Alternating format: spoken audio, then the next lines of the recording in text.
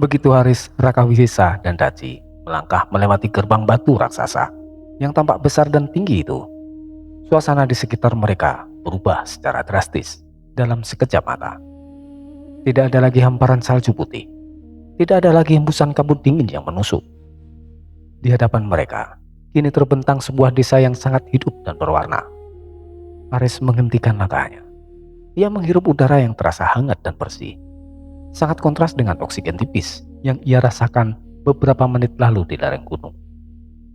Penduduk desa terlihat berlalu lalang dengan pakaian tradisional yang didominasi kain sutra dan rami. Laki-laki dan perempuan dari berbagai usia menjalani aktivitas seperti di pasar tradisional yang sangat makmur. Para pedagang berteriak menjajakan makanan hangat yang mengumpulkan uap aromatik, sayuran segar yang masih berembun, serta berbagai pernak-pernik logam yang berkilau tertimpa cahaya matahari. Anak-anak kecil berlarian dengan lincah di antara kerumunan penduduk. Suara tawa, derap langkah kaki di atas jalan setapak berbatu, serta suara tawar-menawar harga terdengar jelas memenuhi udara, menciptakan simfoni kehidupan yang sangat nyata. Haris memperhatikan sekeliling dengan seksama. Ia melihat arsitektur bangunan yang didominasi kayu jati tua dengan cat merah dan emas. Di kejauhan, di atas bukit yang dikelilingi awan, tampak dua bangunan besar bergaya arsitektur Tiongkok kuno melayang di udara dengan sangat gagah. Satu berada di sisi timur, satu lagi di barat. Keduanya berdiri di atas lapisan awan tipis yang padat, seolah ditopang oleh pusaran energi gaib yang sangat masif, namun tak terlihat oleh mata telanjang. Di sekitar kedua bangunan utama itu, terlihat pula rumah-rumah kayu bergaya kuno yang ikut melayang dalam formasi yang teratur. Namun, posisinya berada lebih rendah dan lebih dekat dengan permukaan tanah desa. Langit di atas sana tampak sangat cerah. Matahari bersinar cukup terik, menyerupai suasana sore hari di musim kemarau yang panjang. Pepohonan sakura yang tumbuh subur di sepanjang jalan utama sedang bermekaran dengan sempurna, menebarkan kelopak berwarna merah muda dan putih yang jatuh perlahan ke tanah, memberikan kontras warna yang indah terhadap bangunan-bangunan kayu di sekitarnya. Haris terdiam sejenak, matanya menyapu seluruh pemandangan gaib tersebut tanpa berkedip. Ini benar-benar tidak masuk akal. Ini seperti negeri Tiongkok di masa lalu yang hanya pernah aku lihat di dalam buku ataupun film. Semuanya terasa begitu nyata. Bahkan bau tanahnya pun terasa berbeda. Daci tersenyum tipis melihat ekspresi kegaguman di wajah pemuda itu. Meskipun raut wajahnya sendiri masih tampak pucat dan kondisinya masih sangat lemah karena sisa energi cakra meluka kencana. Selamat datang di alam gaib Kailas, Tuhan. Tempat ini adalah tempat suci, di mana para pertapa dan pendekar wanita pilihan berlatih menjaga batin mereka selama ribuan tahun tanpa gangguan dari dunia luar. Haris mengalihkan pandangannya ke dua bangunan megah yang melayang di kejauhan. Matanya menyipit untuk melihat detail bangunan itu. Lalu, dua bangunan besar yang melayang itu, bagaimana mungkin bangunan sebesar itu bisa tetap stabil di udara tanpa jatuh? Daci mengikuti arah pandangan Haris. Ia menunjuk ke arah timur lalu ke arah barat dengan gerakan tangan yang lemah. Yang berada di sebelah timur adalah Padepokan Mahalunfara, padepokan milik Getse Tenzin. Sedangkan yang di sisi barat itu milik Sifu Liwei, pemimpin tertinggi padepokan wanita Ling Sayuan. Raka Wisesa berdiri sedikit di belakang Haris. Ia tidak melihat keindahan tempat itu dengan mata orang biasa, melainkan dengan mata seorang pelindung yang waspada. Ia terus memperhatikan arus energi yang mengalir di udara. Tuan, energi di tempat ini sangat stabil. Aliran energinya berputar dengan pola yang harmonis di antara kedua padepokan itu. Seolah-olah ada keseimbangan besar yang sengaja dijaga dengan sangat ketat agar dimensi ini tetap utuh. Daci mengangguk pelan sambil sesekali memegang bahu Haris untuk menopang berat badannya. Analisa pengawal Tuan sangat tepat.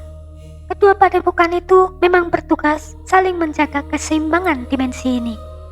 Meskipun pada kenyataannya, kedua pemimpinnya tidak pernah benar-benar bisa sejalan dalam urusan sehari-hari.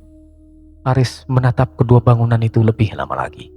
Rasa ingin tahu tentang bagaimana cara kerja sistem energi di tempat ini semakin kuat di dalam dirinya. Namun, ia kemudian teringat pada misi utamanya dan kondisi Daci yang masih memerlukan perawatan. Oh ya, ayo, kita tidak boleh berlama-lama di sini. Kita harus segera menuju padepokan Mahalunvara. Kondisi Daci masih belum pulih benar. Raka Wisesa melangkah sedikit mendekat ke arah Aris. Ia melihat beberapa penduduk desa mulai memperhatikan mereka. Tuan, untuk menjaga situasi tetap tenang dan agar kita tidak terlalu mencolok di tengah keramaian ini, izinkan saya bersembunyi di dalam bayangan Anda. Aris mengangguk setuju. Baik Raka, itu ide yang bagus. Aku yang akan menopang nona ini sampai ke padepokan. Kau berjagalah dari dalam bayangan jika terjadi sesuatu yang mencurigakan. Raka Wisesa menundukkan kepalanya dengan hormat yang mendalam. Baik Tuan. Tubuh Raka Wisesa seketika memudar menjadi partikel gelap, kemudian berubah menjadi bayangan tipis yang segera melebur ke dalam bayangan kaki Aris. Ia menghilang tanpa jejak, namun Aris masih bisa merasakan kehadiran energinya yang dingin dan tenang di bawah kakinya. Aris dan Daci mulai berjalan menyusuri jalan utama desa yang semakin ramai. Aris merangkul bahu Daci, memastikan wanita siluman rubah itu tidak terjatuh. Langkah mereka melambat karena banyaknya penduduk yang berlalu lalang membawa barang dagangan. Beberapa penduduk memang menoleh dan menatap mereka dengan tatapan ingin tahu karena gaya berpakaian Aris yang asing. Namun untungnya, tidak ada satupun yang berani mendekat atau bertanya secara langsung. Dari kejauhan, sekitar 50 meter di depan mereka, tiba-tiba terdengar suara kegaduhan yang sangat nyaring dari sebuah kedai makan sederhana berbahan kayu yang terletak di tepi jalan utama. Suara benturan keras kayu yang menghantam dinding menggema hingga keluar kedai. Seketika, sebuah kursi kayu jati yang cukup berat terpental keluar dari pintu kedai yang terbuka lebar, melayang cepat ke arah jalan utama, tepat di jalur lintasan Aris. Kursi kayu itu menghantam tanah berbatu, tepat setengah meter di depan kaki Aris. Lalu hancur berkeping-keping menjadi serpihan kecil.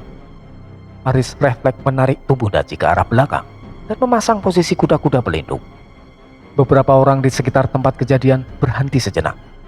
Namun setelah melihat asal keributan, mereka hanya menghela nafas dan kembali berjalan, seolah kejadian seperti itu adalah rutinitas harian yang sering terjadi.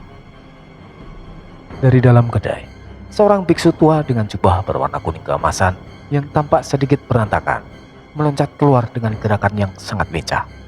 Rambutnya putih tipis dan tidak teratur. Wajahnya dipenuhi kerutan usia yang sangat dalam. Namun matanya berbinar dengan kelihatan nakal yang tidak sesuai dengan umurnya yang terlihat sudah tua. Biksu tua itu menoleh ke arah pintu kedai sambil tertawa terbahak-bahak hingga jubahnya berkibar. Masakanmu hari ini sangat enak loh wey. Tapi sayangnya kau terlalu pelit untuk menambah porsi ketiga secara gratis. Dan lain kali aku akan datang lagi kemari. Makasih ya makanannya wey. Tanpa menunggu balasan dari dalam kedai, lelaki tua itu langsung berlari menembus kerumunan penduduk dengan kecepatan yang sangat tidak wajar, meninggalkan jejak debu tipis di belakangnya. Dalam sekejap mata, sosok jubah kuning itu sudah menghilang di belokan jalan, terserap ke dalam kerumunan penduduk desa yang semakin padat. Aris hanya bisa melongo melihat kecepatan luar biasa dari kakek tua tersebut. Namun, drama belum berakhir. Dari dalam kedai yang sama, sebuah teriakan lantang bernada tinggi langsung menyusul. Hei, kurang ajar. Kau pikir ini dapur umum punyamu, hah? Seorang wanita tua bertubuh mungil, namun tampak sangat berwibawa, melompat keluar dari pintu kedai dengan gerakan yang tidak kalah lincahnya. Rambut putihnya diikat dengan sangat rapi, dengan tusuk konde perak berbentuk bunga krisan. Wajahnya memang penuh kerutan, namun sorot matanya tajam, menyala, dan penuh dengan intimidasi. Di tangan kanannya, ia menggenggam sebuah sendok kayu besar yang biasanya digunakan untuk mengaduk sup dalam kuali raksasa. Wanita tua berteriak sambil mengacukan sendok ke arah hilangnya kakek tua. Dasar bocah tua nakal, kambing peot tidak tahu diri. Mau kabur kemana kau dengan hutang makan yang menumpuk itu? Awas saja kalau kita ketemu lagi nanti di jalan. Aku cincang tubuhmu jadi serpihan kecil dan aku lempar langsung ke gerbang Jagat Sengkoro sebagai tumbal. Beberapa penduduk desa yang berdiri di dekat kedai hanya menggeleng-gelengkan kepala sambil tersenyum kecut, memaklumi perselisihan abadi antara kedua pendekar tersebut. Wanita tua itu mendengus kesal. Nafasnya naik turun karena emosi. Lalu ia melemparkan sendok kayu itu ke tanah dengan rasa kesal. Sudah berumur ribuan tahun, masih saja bertingkah seperti anak kecil dan selalu bikin ulah di kedaiku. Kambing pengot cinting, benar-benar merusak moodku hari ini. Wanita tua itu yang tak lain adalah Si Fu Liwei, kemudian menarik nafas panjang untuk menenangkan diri. Saat itulah ia baru menyadari kehadiran Aris dan Daci yang berdiri tidak jauh di hadapannya. Tatapannya yang tadi penuh amarah mendadak berubah menjadi dingin dan penuh selidik. Matanya menyipit, mengamati Aris dari ujung rambut hingga ujung kakinya. Pakaianmu aneh sekali. Bahannya tidak lazim untuk orang di wilayah pegunungan ini. Sepertinya kau pendatang dari dunia jauh yang baru saja masuk lewat gerbang utama. Dari mana asalmu, anak muda? Dan apa urusanmu datang kemari? Aris segera melepaskan rangkulannya sedikit dari Daci untuk membungkuk dengan sangat sopan, menunjukkan rasa hormat kepada orang yang lebih tua. Nama saya Aris. Saya datang dari negeri Nusantara, Nek. Saya sedang dalam perjalanan panjang untuk menemui Geshe Tenshin di Padepokan Mahalutpara. Saya ada keperluan dengan beliau. Liwei mendengus keras mendengar nama tersebut diucap, seolah mendengar nama penyakit menular. Geshe Tenshin, maksudmu si kambing peot yang tidak tahu diri itu? Yang barusan kabur seperti pencuri itu tadi adalah dia. Cari saja sendiri. Tapi saranku, jangan terlalu berharap banyak. Dia tidak akan mau menemuimu dengan mudah jika kau datang untuk urusan yang membosankan. Pandangan Liwei kemudian beralih ke arah Daci. Matanya mendadak sedikit membesar saat mengenali identitas wanita di samping Aris. Tunggu dulu. Bukankah kau ini salah satu murid paling setia si kambing peot itu? Kenapa penampilanmu terlihat mengenaskan begitu? Kondisimu sepertinya sedang tidak baik-baik saja. Bau darahmu sangat menyengat. Apakah kau sedang terluka? Daci menundukkan kepalanya dengan lemah. Ia tampak terlalu lelah untuk sekedar membalas bicara. Liwei melangkah sedikit lebih dekat. Ia tidak memperdulikan Aris untuk sementara waktu. Ia memperhatikan detail luka yang terbungkus kain di tubuh Daci dengan pandangan yang sangat tajam. Luka ini bukanlah luka biasa. Siapa yang melakukan pengobatan darurat pada lukamu ini? Aromanya tidak asing bagi hidungku. Aris menjawab dengan nada bicara yang tetap rendah dan tenang. Saya yang mencoba mengobatinya di perjalanan tadi, Nek. Tapi ya, itu cuma sekedar pertolongan pertama agar dia bisa bertahan sampai ke desa ini. Si Fu Liwei melangkah mendekati Daci tanpa ragu sedikit pun. Ia berjongkok sedikit di depan Daci yang terduduk lemah. Lalu dengan gerakan tangan yang sangat terampil, ia mengamati bekas luka di punggung Daci dengan sangat teliti. Tangannya bergerak cepat namun terkontrol. Ia membuka sedikit lipatan kain penutup untuk melihat kondisi jaringan kulit di dalamnya secara langsung. Ia kemudian mendekatkan wajahnya ke arah luka tersebut, mengendus pelan sisa aroma energi yang masih tertinggal dan menguap dari luka Daci.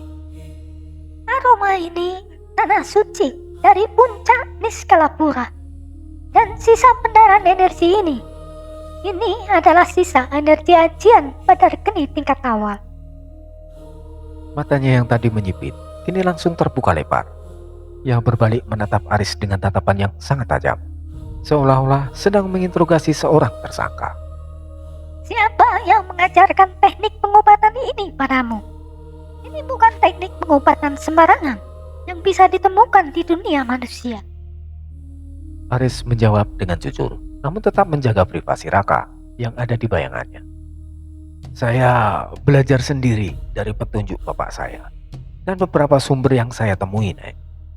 Saya hanya mencoba menggabungkan apa yang saya punya untuk menolongnya. Liwei tidak langsung merespon jawaban Aris. Ia berdiri perlahan, lalu kembali menatap Aris dari ujung kepala hingga ujung kaki, memberikan penilaian yang seksama. Kau masih sangat muda, tapi aku harus mengakui teknik pengobatanmu cukup rapi. Tidak asal mencoba tanpa dasar. Kau tahu apa yang kau lakukan? Ia kembali melirik ke arah luka Daci dengan raut wajah yang sedikit lebih serius dari sebelumnya. Anak muda, aku tahu luka ini sama sekali bukan berasal dari senjata logam biasa. Ini adalah akibat dari goresan pusaka agung yang memiliki elemen dimensi, cakram loka kencana. Tidak banyak orang di dimensi ini, bahkan di dunia manusia, yang bisa menangani residu energinya tanpa membuat pasiennya kesakitan dan menderita. Aris memperhatikan penjelasan Liwei dengan sangat serius.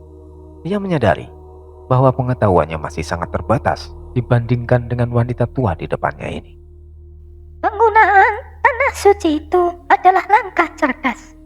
Tanah itu berfungsi menetralisir efek distorsi ruang yang merusak jaringan sel. Sementara hawa panas dari badar geni yang kau salurkan itu bertugas mengusir hawa dingin yang tertinggal di dalam pembuluh darahnya. Kombinasi yang sangat tepat untuk keadaan darurat. Aris menghela nafas pelan. Baunya sedikit turun karena merasa lega bahwa tindakannya tadi tidak salah langkah. Namun ekspresi Liwei kembali berubah menjadi sangat kaku dan serius. Tapi kau harus tahu, nak, ini semua belum cukup untuk menyelamatkan nyawanya. Ia menunjuk dengan jari telunjuknya ke arah bagian pinggir luka Daci yang masih terlihat berwarna hitam keunguan dan berdenyut pelan. Sisa energi aktif dari cakram luka kencana itu masih tertanam sangat dalam di dalam tubuhnya. Selama akar energi itu belum dicabut dan dikeluarkan secara total, luka ini tidak akan pernah benar-benar bisa sembuh. Dalam 3 hari, sisa energi itu akan memakan jiwanya dari dalam. Daci mencoba membuka suaranya, namun yang keluar hanyalah bisikan lemah yang bergetar. Aku tidak apa-apa, Sifu Liwei. Aku hanya ingin segera membawa tuan ini untuk menemui. Jangan banyak bicara dulu. Jika kau masih ingin melihat matahari besok pagi, kau sudah kehilangan banyak energi kehidupan. Liwei langsung memotong ucapan Daci dengan suara yang sangat tegas namun tidak membentak. Nada suara Liwei memang tidak keras, tapi mengandung otoritas yang sangat kuat, sehingga Daci tidak berani membantah lagi. Liwei kemudian berdiri tegak, membetulkan tusuk konde beraknya. Lalu ia berbalik sedikit ke arah barat. Ikut aku sekarang juga ke Padepokan. Di sana, aku memiliki ramuan khusus yang bisa menetralkan sisa energi ruang itu dalam hitungan jam. Di sini bukan tempat yang tepat untuk melakukan prosedur penyembuhan. Ia kemudian menatap Aris sekali lagi. Tatapannya penuh dengan penilaian dan sedikit rasa tidak percaya pada orang asing. Kau juga ikut bersamaku ke atas. Aku tidak suka melihat orang asing dengan energi yang kuat sepertimu berkeliaran di desa ini tanpa pengawasan langsung dariku. Jika kau berbuat ulah, aku sendiri yang akan mengikatmu di pilar Padepokan. Aris langsung mengangguk hormat, menyadari kebaikan hati di balik sifat galak wanita tua itu. Baik, Nek. Terima kasih banyak atas bantuannya. Saya akan mengikuti Anda. Liwei tidak memberikan jawaban lisan. Ia langsung berbalik badan dan mulai berjalan menuju arah barat dengan langkah yang terasa ringan, namun memiliki kecepatan yang konstan. Seolah-olah ia sedang meluncur di atas tanah. Ia tidak memberi pilihan lain bagi Aris selain mengikutinya. Aris segera memperbaiki posisi Daci di bahunya agar wanita itu lebih nyaman. Lalu ia mulai melangkah mengikuti Liwei dari belakang. Bayangan di bawah kaki Aris terlihat bergerak sedikit lebih tebal, menandakan Raka Wisesa juga ikut berpindah mengikutinya. Padepokan Ling Sangyuan terletak di sisi barat bukit goib tersebut. Bangunannya berdiri dengan sangat megah di atas sebidang tanah luas yang benar-benar melayang di atas lapisan awan tipis yang bergerombol. Dari kejauhan, bangunan itu tampak seolah-olah menggantung dengan tenang di langit biru. Dihubungkan dengan tangga batu yang juga melayang, namun kokoh saat dipijak. Aris memperhatikan struktur bangunan tersebut dengan detail saat mereka mulai mendekat. Atap-atap bangunannya melengkung tajam, khas arsitektur Tiongkok kuno, dengan genteng berwarna giok hijau. Setiap pilar utama padepokan dihiasi dengan ukiran naga dan burung ponik yang sangat detail, dan seolah-olah bisa bergerak jika dilihat dari sudut tertentu. Aliran energi halus berwarna putih terlihat mengalir di sekitar struktur bangunan, menjaga suhu dan kestabilan tempat itu. Saat mereka memasuki gerbang depan dan sampai di halaman dalam, terlihat puluhan murid perempuan dengan pakaian seragam berwarna putih dan biru sedang berlatih dengan sangat disiplin. Ada kelompok yang sedang mengayunkan pedang tipis dengan gerakan yang sangat fleksibel. Ada yang berlatih menggunakan tombak panjang, dan beberapa lainnya terlihat sedang berlatih gerakan tangan kosong dengan pola pernafasan yang teratur. Suara benturan antara kayu latihan dan logam terdengar jelas bersaut-sautan di halaman tersebut. Bau dupa wangi bercampur dengan aroma bunga sakura memenuhi udara. Beberapa murid perempuan yang sedang berlatih berhenti sejenak secara spontan ketika melihat si Fu Liwei melintas. Mereka langsung merapatkan tangan dan menunduk memberikan hormat yang sangat dalam. Namun, tidak bisa dipungkiri bahwa sebagian besar dari mereka langsung melirik ke arah Aris dengan tatapan penasaran yang sangat jelas. Kehadiran seorang pemuda asing di padepokan yang isinya hanya wanita tentu menjadi pemandangan yang langka. Liwei menyadari perubahan suasana di halaman latihannya. Si Fu Liwei bersuara lantang. Hei, kalian berdua di sana. Apa yang kalian lihat dengan mulut menganga seperti itu? Jangan diam saja, seperti patung hiasan. Dua murid perempuan yang posisinya paling dekat dengan jalur jalan Liwei langsung menegakkan tubuh mereka dengan kaku karena terkejut. Kalian berdua, segera kemari. Bawa wanita ini ke ruang penyembuhan di sayap kanan. Siapkan bak mandi herbal dan jangan biarkan siapapun mengganggunya. Cepat bergerak. Baik, Sifu. Segera kami laksanakan. Kedua murid itu dengan sigap menghampiri Aris dan membantu menopang tubuh Daci yang lemas di pundak Aris. Daci menatap Aris sebentar sebelum dibawa pergi. Daci dengan suara yang sangat pelan. Terima kasih sudah membawaku sejauh ini, Tuan. Aris hanya mengangguk kecil, memperhatikan Daci sampai wanita itu benar-benar menghilang di balik pintu kayu besar bangunan utama. Liwei kemudian menoleh ke arah Aris dan menunjuk ke arah teras samping yang menghadap langsung ke arah desa di bawah. Anak muda, duduklah di kursi kayu itu dulu. Kau pasti sangat lelah setelah menggendong beban berat dari gerbang tadi. Dari wajahmu, kau terlihat sangat kelelahan. Aris mengangguk batu. Lalu ia berjalan menuju teras dan duduk di salah satu kursi kayu jati yang diukir dengan sangat indah. Angin sepoi-sepoi yang sejuk menerpa wajahnya, memberikan kesegaran instan di ketinggian tersebut. Dari tempatnya duduk, terlihat jelas pemandangan desa di bawah yang masih sangat ramai, serta padepokan Mahalun Fara yang berada tepat di seberangnya. Liwei berdiri diam di samping Aris selama beberapa saat. Ia menatap langit pagi sebelum akhirnya membuka suara. Oh ya, aku rasa aku belum memperkenalkan diri secara resmi kepadamu tadi. Namaku adalah Liwei. Aku adalah pimpinan tertinggi sekaligus guru di padepokan Ling Sayuan ini. Aris yang baru saja menyandarkan punggungnya langsung terkejut mendengar pernyataan itu.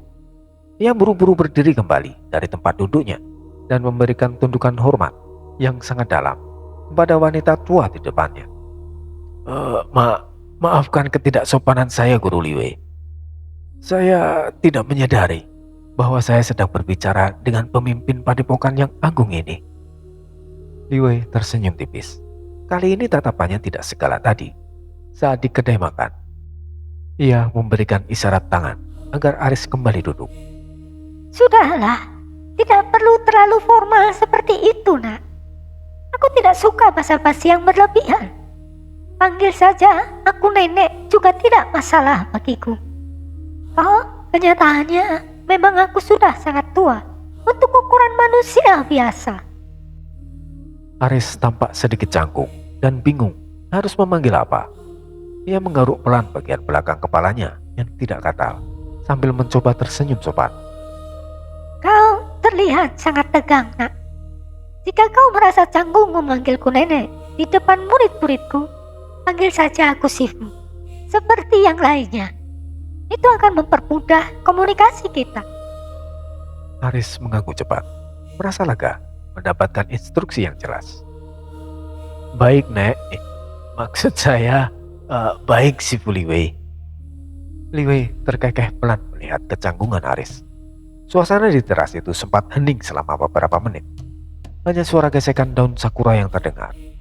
Aris tampak sedang merangkai kata dalam pikirannya, sebelum akhirnya memberanikan diri untuk balik bertanya. Oh ya Sifu, jika diperbolehkan saya bertanya, di mana sebenarnya saya bisa bertemu langsung dengan Kise Tenshin?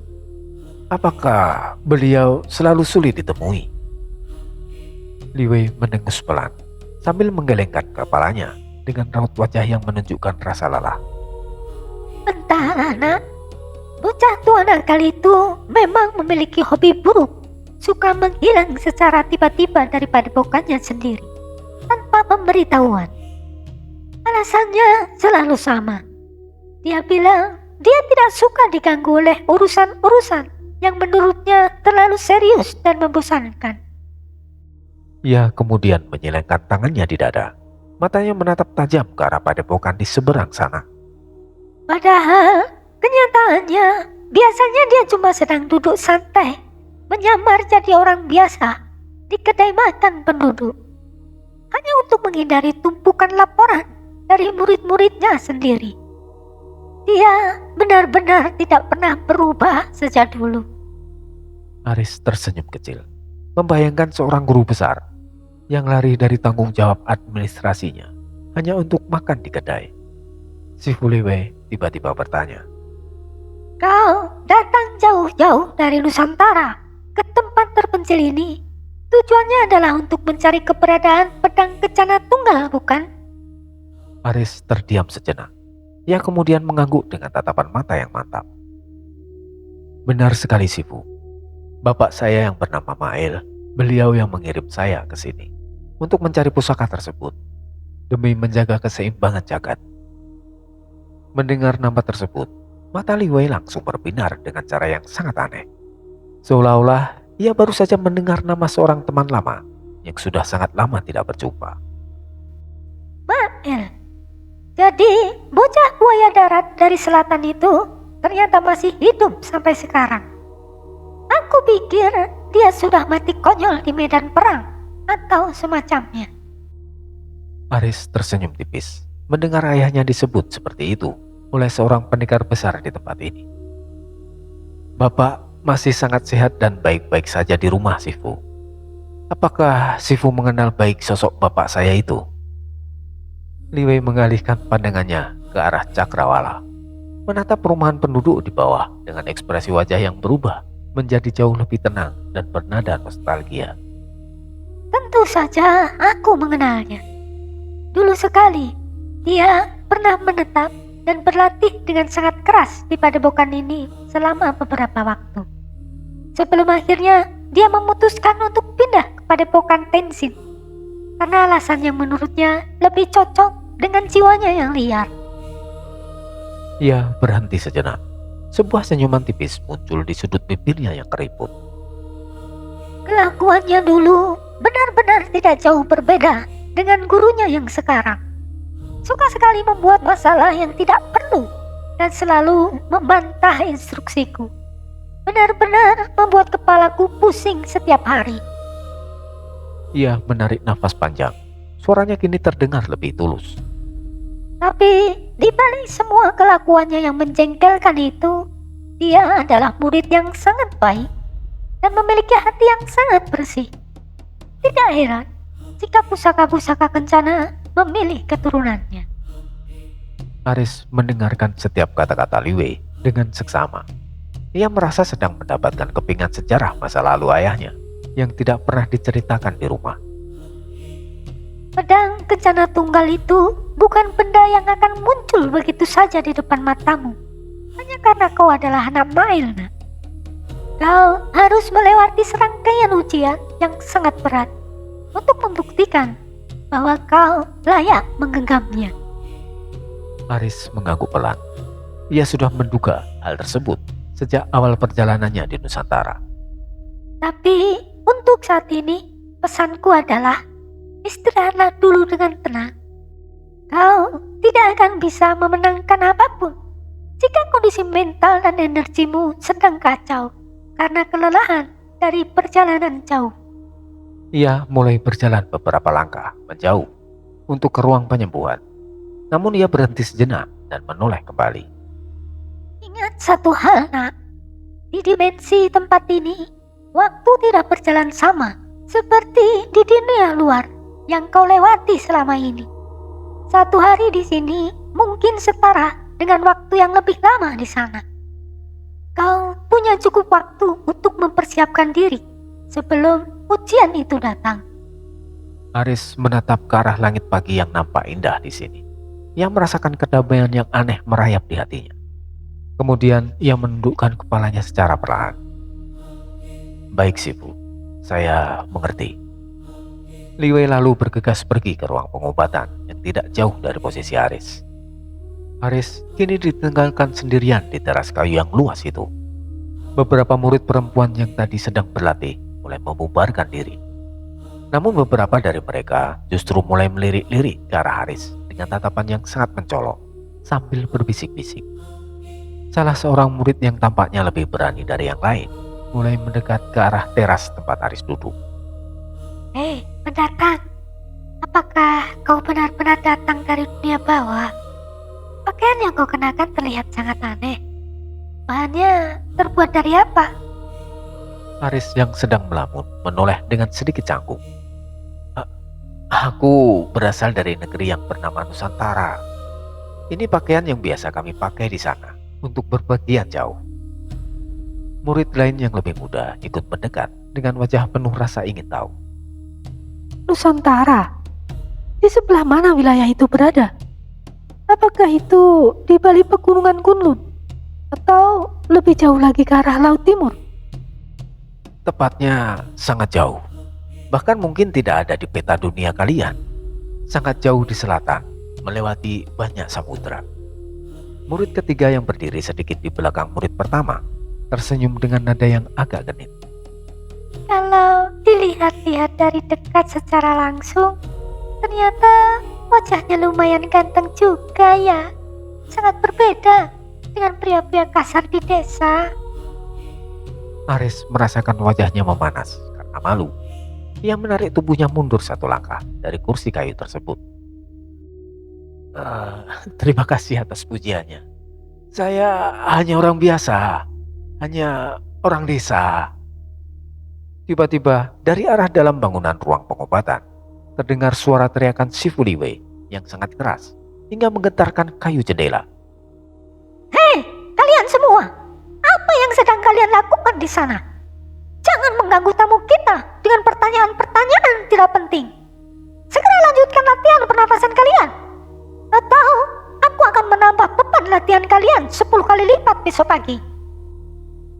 Para murid perempuan itu langsung membubarkan diri dengan tergesa-gesa sambil tertawa kecil, meninggalkan Aris yang akhirnya bisa menghela nafas dengan lega karena gangguan berakhir. Aris bergumam pelan. Ternyata tinggal di padepokan yang seluruh penghuninya wanita justru terasa lebih merepotkan daripada menghadapi pasukan Sengkoro. Tiba-tiba, bayangan Aris di lantai teras terlihat bergerak secara tidak wajar. Suara berat Raka Wisesa terdengar menggema langsung di dalam batin Aris. Raka Wisesa berbisik dalam hati. Tuan, izinkan saya melaporkan sebuah pengamatan penting dari posisi saya saat ini. Aris tetap menjaga postur tubuhnya tetap santai, agar tidak terlihat sedang berbicara sendiri. Ia merespon melalui getaran batinnya. Ada apa, Raka? Apakah kau merasakan sesuatu yang tidak beres di tempat ini? Energi yang melingkupi padepokan ini terasa sedikit aneh bagi saya, Tuan. Ada sebuah pola frekuensi yang tidak biasa. Aneh, bagaimana maksudnya, Raka?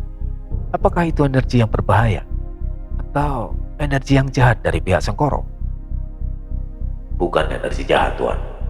Justru sebaliknya, energinya sangat murni.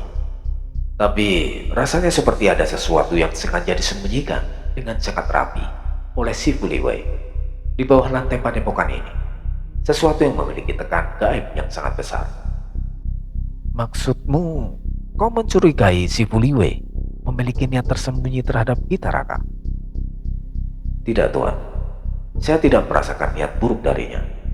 Namun, tetap menjaga kewaspadaan tidak akan merugikan posisi kita sekarang. Baiklah kalau begitu. Aku akan tetap berhati-hati. Terima kasih atas laporannya, Raka.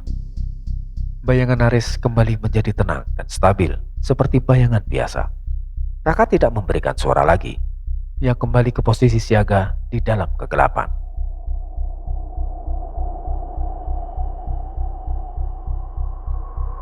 Angin pegunungan kembali berhembus pelan di teras padepokan, membawa aroma bunga sakura yang menenangkan. Aris kini berdiri bersandar di pagar teras sambil melihat para murid perempuan yang kembali berlatih dengan serius di bawah. Di dalam ruangan pengobatan sayap kanan, si Fuliwei terlihat sedang meracik berbagai bahan herbal di atas sebuah meja kayu jati tua. Ia memasukkan beberapa butir kristal biru dan daun kering ke dalam lumpang porselen. Daci sudah tersadar sepenuhnya. Ia duduk bersandar di kursi bambu sambil memegangi punggungnya yang masih sedikit nyeri. Sesekali ia menatap ke arah jendela, melihat sosok Aris yang berdiri tidak jauh dari ruangan itu dengan posisi membelakanginya. Daci tersenyum tipis dengan wajah yang mulai merona. Tuan, kau tahu tidak? Sepanjang hidupku, kau adalah laki-laki pertama yang berani menggendongku sejauh ini. Aris yang mendengar suara itu dari jendela langsung menoleh dengan wajah yang sangat terkejut karena tidak menduga Daci akan berbicara seperti itu. Apa yang kau katakan barusan? Daci tertawa kecil, meskipun ia sempat meringis karena lukanya tertarik. Iya, Tuan. Baru pertama kali ini aku merasa digendong oleh laki-laki. Rasanya sangat hangat dan nyaman. Pundamu terasa sangat kokoh. Si Fuliwei mendengus keras tanpa mengalihkan pandangannya dari lumpang ramuannya. Daci, jangan coba-coba menggoda tamu tepat di depanku. Simpan daya tarikmu itu untuk nanti, jika kau sudah sembuh total. Daci Nirmala tersenyum manis ke arah Liwei. Ia tampak tidak merasa bersalah sedikit pun. Aku tidak sedang menggunakan kekuatan gaib apapun, Sifu. Aku hanya mencoba untuk jujur dengan perasaanku sendiri saat ini. Jujur katamu? Cih, omong kosong. Jangan-jangan kau memang sudah benar-benar mau pindah hati dan mengabdikan hidupmu kepada kesatria muda dari Nusantara ini. Daci tertawa kecil yang terdengar sangat merdu, seperti dentingan lonceng perak. Sifu, kalau soal itu biarlah tetap menjadi rahasiaku. Tidak enak kalau dibahas sekarang. Aris yang mendengar percakapan itu hanya bisa menghela nafas panjang dan kembali membuang muka ke arah luar jendela. Ia berusaha keras agar tidak terbawa suasana yang menurutnya sangat berbahaya bagi fokus misinya. Ia menatap kejauhan ke arah cakrawala di mana matahari mulai merangkak naik.